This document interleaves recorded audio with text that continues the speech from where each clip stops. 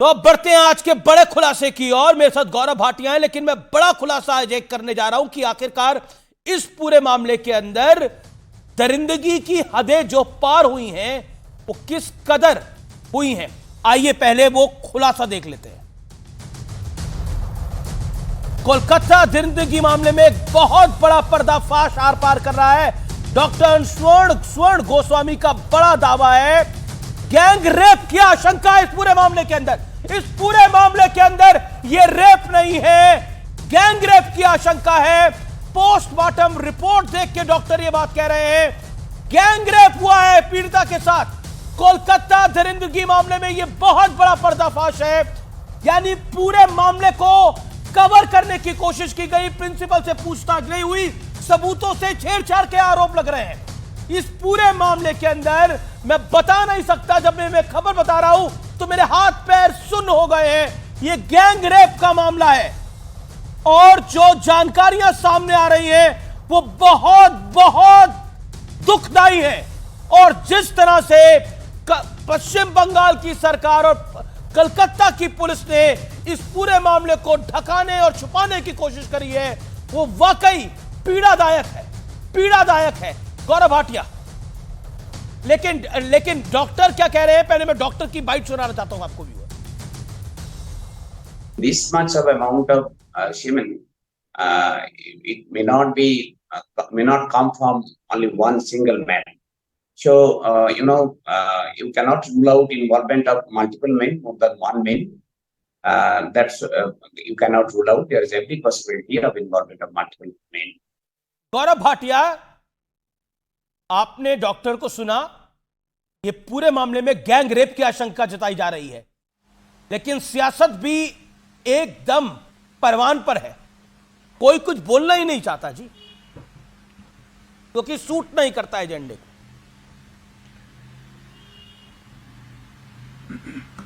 अमीर जी, मैं राजनीति से परे हटके पहले कुछ प्रमुख बिंदु रख दूं। आज प्रेस वार्ता भी हमने करी थी जी, और भारतीय जनता पार्टी ने पूरी ताकत लगा के ये मुद्दा उठाया है, क्योंकि हमारी प्रतिबद्धता है कि हमारी बहनों को और जो समाज को आगे बढ़ाती उन महिलाओं को हमेशा सम्मान मिले और इस पीड़ित परिवार को इंसाफ मिले।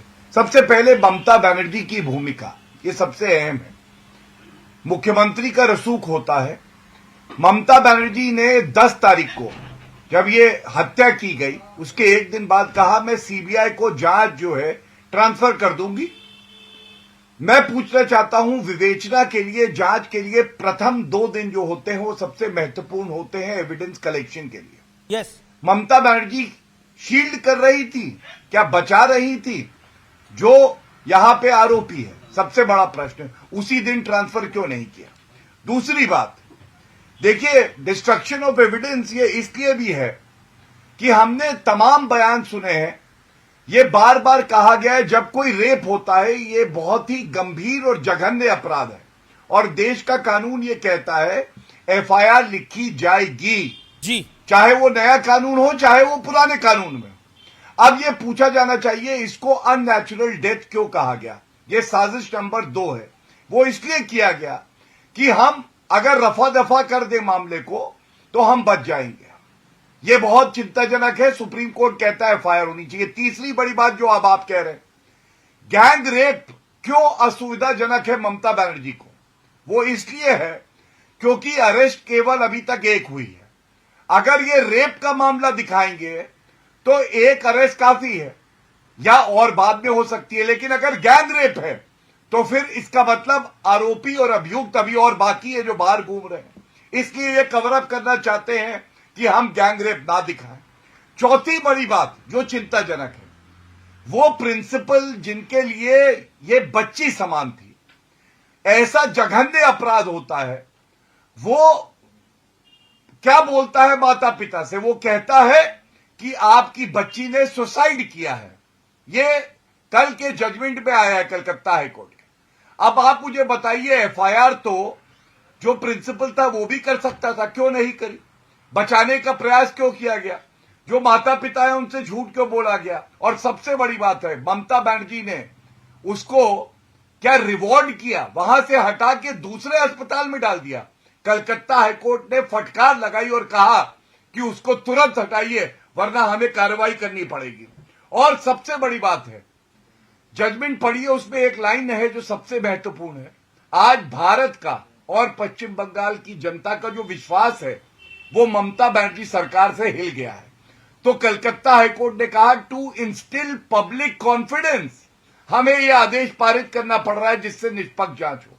और ये पब्लिक कॉन्फिडेंस जो हिला है वो ये बड़ा इंपॉर्टेंट फैक्टर है। लेकिन भक्षक जी ममता बनर्जी बन।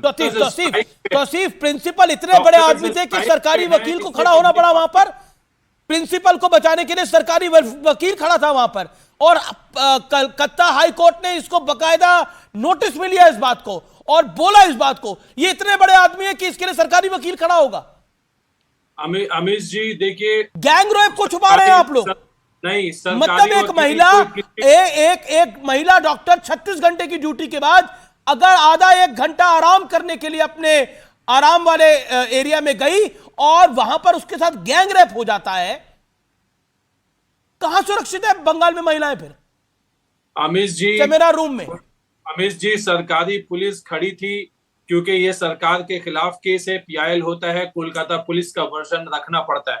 वहां पे कोई जो है प्रिंसिपल को नहीं इससे डिफेंड कर रहा था, या बल्कि सरकार ने वहां सुपरिंटेंडेंट, हॉस्पिटल के सुपरिंटेंडेंट को सरकारी पुलिस क्या रेपिस्ट के साथ खड़ी है या आरोपी के साथ खड़ी है? खुद से रिजाइन किया। कोई सरकारी पुलिस रेपिस्ट और आरोपी के साथ खड़ी है, जबकि उसको पीड़िता के साथ खड़ा होना चाहिए। हॉस्पिटल के अथॉरिटीज को सरकार नहीं बचा रही है और ना ही उनको डिफेंड कर रही थी कोर्ट में। ये पॉइंट नंबर 1। दूसरी बात जानिए, केस यहाँ पे डॉक्टर्स कम्युनिटी का स्ट्राइक चल रहा है। हॉस्पिटल में एक प्रॉब्लम चल रहा है कि सारे डॉक्टर्स स्ट्राइक में है, वहां पेशेंट मारे जा रहे हैं। कोर्ट ने इस बात की संज्ञान लेते हुए कॉन्फिडेंस इंस्टिल करने की बात की और जांच के सौंप दिया सीबीआई को। ये फैक्ट है। कोर्ट ने यह भी कहा था कि अगर डॉक्टर्स के बॉडीज के रिप्रेजेंटेटिव कोर्ट में होते हैं तो वो उनसे अपील करते हैं कि अपने स्ट्राइक को वापस ले लीजिए क्योंकि दूसरे पेशेंट मारे जा रहे हैं। तो कभी भी ममता बनर्जी ने ये रोका नहीं कि सीबीआई जांच के हम जी गौरव भाटिया देन सुब्रास्ट्रा एक ही महिला पैनलिस्ट है इसमें, तो मैं उनको भी मौका दूंगा, लेकिन Gaurav Bhatia you make your point.